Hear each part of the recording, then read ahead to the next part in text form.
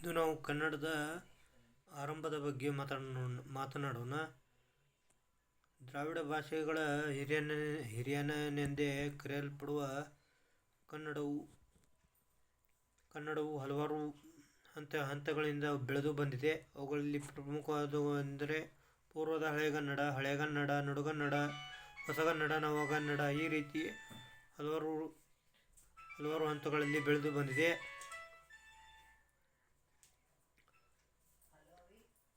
ಕನ್ನಡದ ಆರಂಭವು ಹೆಚ್ಚು ಕಡಿಮೆ ಅಶೋಕ ಸಾಮ್ರಾಟನ ಮೌರ್ಯರ ಚಕ್ರವರ್ತಿ ಅಶೋಕ ಸಾಮ್ರಾಟನ ಕಾಲದಲ್ಲಿ ಆರಂಭವಾಯಿತೆಂಬುದು ತಿಳಿದುಕೊಳ್ಳಬಹುದು. ಏಕೆಂದರೆ ಅಶೋಕನ ಬ್ರಹ್ಮಗಿರಿ ಶಾಸನದಲ್ಲಿ ಪ್ರಾಕೃತದ ಶಾಸನದಲ್ಲಿ ಇಸಿಲ ಎಂಬ ಪದವು ಕಂಡುಬಂದಿರುವುದನ್ನು ಭಾಷಾಶಾಸ್ತ್ರಜ್ಞರು ಖಚಿತಪಡಿಸಿದ್ದಾರೆ. ಇದರಿಂದ ಕನ್ನಡವು ಅಶೋಕ ಚಕ್ರವರ್ತಿಯ ಕಾಲದಲ್ಲಿಯೇ ಆರಂಭವಾಯಿತೆಂಬುದು ತಿಳಿಯುತ್ತದೆ. ಮತ್ತು ಇಸಿಲ ಎಂದರೆ ಕೋಟೆಯಿಂದ ಸುತ್ತುವರಿಯಲ್ಪಟ್ಟಂತಹ ಪ್ರದೇಶ ಎಂದು ತಿಳಿಯಬಹುದು. ಇದು ತಮಿಳಿನ ಏಯಿಲ್ ಎಂಬ ಪದಕ್ಕೆ ಜ್ಞಾತಿಪದವಾಗಿದೆ, ಅಂದರೆ ಹೋಲುವಂಥ ಪದವಾಗಿದೆ. ಈ ರೀತಿ ಕನ್ನಡವು ತನ್ನದೇ ಆದ ರೀತಿಯಲ್ಲಿ ಹುಟ್ಟಿಕೊಂಡಿತು.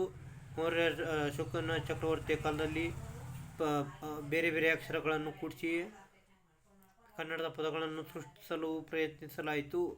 ಮುಂದೆ ಹಳೆಗನ್ನಡದ ಕಾಲದಲ್ಲಿ ಸಂಸ್ಕೃತದ ಸಂಪರ್ಕದಿಂದ ಕನ್ನಡದ ತತ್ಸಮ ತದ್ಭವಗಳು ಉಂಟಾದವು. ಸಂಸ್ಕೃತದ ತತ್ಸಮ ತದ್ಭವಗಳು ಉಂಟಾದವು ಮತ್ತು ಅದರಲ್ಲೂ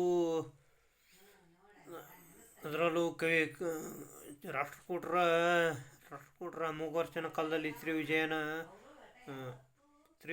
ವಿಜಯನ ಕವಿರಾಜಮಾರ್ಗದ ಕಾಲದಲ್ಲಿ ಪ್ರಾಕೃತದ ಭಾಷೆಯ ಪ್ರಭಾವವು ಹೆಚ್ಚಳವಾಗಿದ್ದಿತು. ಆ ಪ್ರಾಕೃತದ ಭಾಷೆಯ ಪ್ರಭಾವವನ್ನು ತಿಳಿದುಕೊಂಡ ಕನ್ನಡವು ತನ್ನದೇ ಆದ ಸ್ವಂತಿಕೆಯನ್ನು ರೂಢಿಸಿಕೊಂಡಿತು ಮತ್ತು ಹಲವಾರು ರೀತಿಯಲ್ಲಿ ಈ ರೀತಿ ಕನ್ನಡವು ಆರಂಭವಾಯಿತು.